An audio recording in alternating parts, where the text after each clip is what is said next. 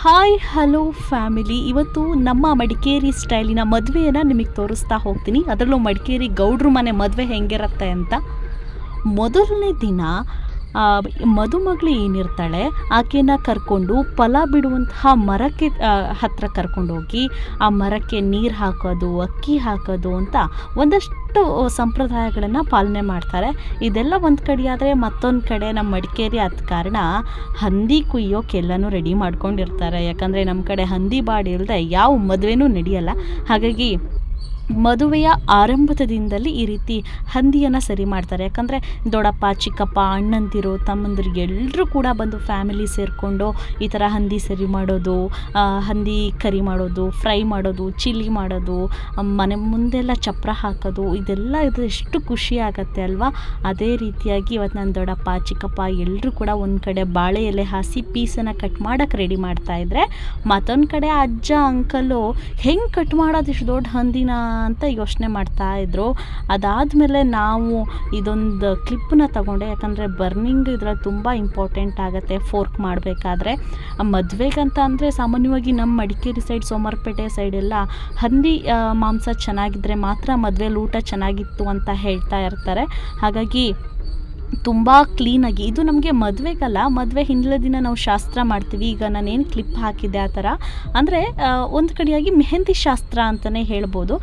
ಹಾಗಾಗಿ ಮನೆಗೆ ಬೇಕಾದ ಮಾಂಸವನ್ನು ಅವತ್ತು ಕಡಿತಾರೆ. ಅದಾದಮೇಲೆ ಗೊತ್ತೇ ಇದೆ ಇದು ಎಲ್ರಿಗೂ ಮೆಹಂದಿ ಶಾಸ್ತ್ರ. ನನ್ನ ಅಕ್ಕಂಗೆ ಆ ಪುಣ್ಯ ಅಂತ ನಮ್ಮ ಅಜ್ಜಿ ಮನೆಯವಳು ತುಂಬ ಚೆನ್ನಾಗಿ ಮೆಹಂದಿ ಹಾಕ್ತಾಯಿದ್ಲು. ನಮ್ಮ ಅಕ್ಕನೂ ಅಷ್ಟೇ ಖುಷಿಯಾಗಿ ಮೆಹಂದಿ ಹಾಕಿಸ್ಕೋತಾ ಇದ್ಲು. ಹಾಗೆ ಒಂದೆರಡು ಕ್ಲಿಪ್ಪನ್ನ ತೊಗೊಂಡೆ.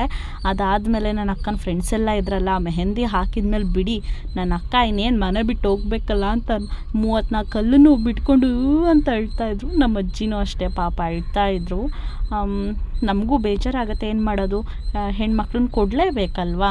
ಹಾಗಾಗಿ ನಾನು ನಮ್ಮ ಅಕ್ಕಂಗೆ ತಮಾಷೆ ಮಾಡ್ತಾಯಿದ್ದೆ. ನಾನು ಹತ್ರ ಅವಳು ಅಪ್ಸೆಟ್ ಆಗ್ತಾಳೆ ಅಂತ ನಾನು ಓವರ್ ಆ್ಯಕ್ಟಿಂಗ್ ಮಾಡ್ತಾಯಿದ್ದೆ. ಅದಾದಮೇಲೆ ನಮಗಂತೂ ಮೆಹಂದಿ ಹಾಕೊಳ್ಳೋಕೆ ಟೈಮೇ ಸಿಗಲಿಲ್ಲ ಬಿಡಿ. ಬಟ್ ನಮ್ಮ ಅಮ್ಮಂಗೆ ಟ್ರಯಾಂಗಲ್ ಶೇಪಲ್ಲಿ ಮೆಹಂದಿ ಹಾಕ್ತಾಯಿದ್ದೀವಿ, ನೋಡ್ತಾ ಇರ್ಬೋದು. ನಾನೊಂದು ಕಡೆ ಮೆಹಂದಿ ಹಾಕ್ತಾಯಿದ್ರೆ ನಮ್ಮ ಅಕ್ಕ ನಮ್ಮ ಅಮ್ಮನ ಕೈ ಇನ್ನೊಂದು ಕಡೆ ಮೆಹಂದಿ ಹಾಕ್ತಾಯಿದ್ದಾರೆ. ಅದೇ ಬ್ರೈಡಲ್ ಮೆಹಂದಿಯನ್ನು ಆ ಕಡೆ ಕೂತ್ಕೊಂಡು ಪುಣ್ಯ ಅನ್ನೋಳು ಹಾಕ್ತಾಯಿದ್ದಾಳೆ. ಸೊ ಮದುವೆ ಮನೇಲಿ ಟೈಮೇ ಸಿಕ್ಕಲ್ಲ ನಮಗಂತೂ. ಹೀಗೆ ಅದು ಇದು ಕಳೆದು ಅದು ಇದು ಅಂತ ಕೆಲಸಗಳೇ ಆಗಿಬಿಡುತ್ತೆ. ಅದಾದಮೇಲೆ ಮೆಹಂದಿ ಶಾಸ್ತ್ರ, ಹಂದಿ ಸರಿ ಮಾಡೋಂಥದ್ದು, ಸೌದೆ ಕಡಿಯೋಂಥದ್ದು ಇದೆಲ್ಲ ನಡೆದಾದಮೇಲೆ ಮನೆಯಲ್ಲಿ ವಾಲ್ಗ ಮಾಡ್ತಾರೆ. ನಮ್ಮ ಮಡಿಕೇರಿ ಭಾಗದಲ್ಲಿ ವಾಲ್ಗ ಇಲ್ಲ ಅಂದರೆ ಯಾವ ಮದುವೆನೂ ನಡೆಯಲ್ಲ.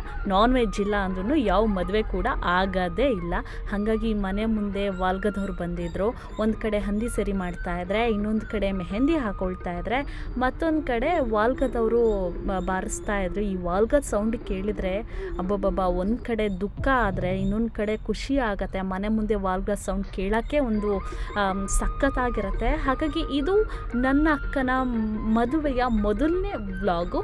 ಸೊ ಇನ್ನೂ ಕೂಡ ಅರಿಶಿನ ಶಾಸ್ತ್ರ ಇದೆ, ಮದುವೆ ಇದೆ. ಮಡಿಕೇರಿ ಮದುವೆ ಹೆಂಗಾಗತ್ತೆ, ಎಷ್ಟು ಎಂಜಾಯ್ ಮಾಡ್ತಾರೆ, ಕುಡಿಯೋಕ್ಕೆ ತಿನ್ನೋಕ್ಕೆ ಎಲ್ಲ ಹೇಗಿರುತ್ತೆ ಅನ್ನೋದನ್ನು ಪ್ರತಿಯೊಂದನ್ನು ಕೂಡ ನಾನು ಅಪ್ಡೇಟ್ ಮಾಡ್ತೀನಿ. ಇದೇ ಥರ ವ್ಲಾಗ್ಸ್ ಬೇಕು ಅಂದರೆ ನೀವು ನನಗೆ ಕಮೆಂಟ್ ಮಾಡಿ. ನಾನು ಇದೇ ರೀತಿಯ ವ್ಲಾಗ್ಗಳನ್ನು ನಿಮಗೆ ಎಷ್ಟಾಗುತ್ತೋ ಅಷ್ಟು ನನ್ನ ಟೈಮನ್ನು ಯೂಸ್ ಮಾಡಿಕೊಂಡು ನಿಮಗೂ ಕೂಡ ಈ ವಿಡಿಯೋನ ತೋರಿಸುವಂತಹ ಪ್ರಯತ್ನವನ್ನು ಮಾಡ್ತೀನಿ. Thank you.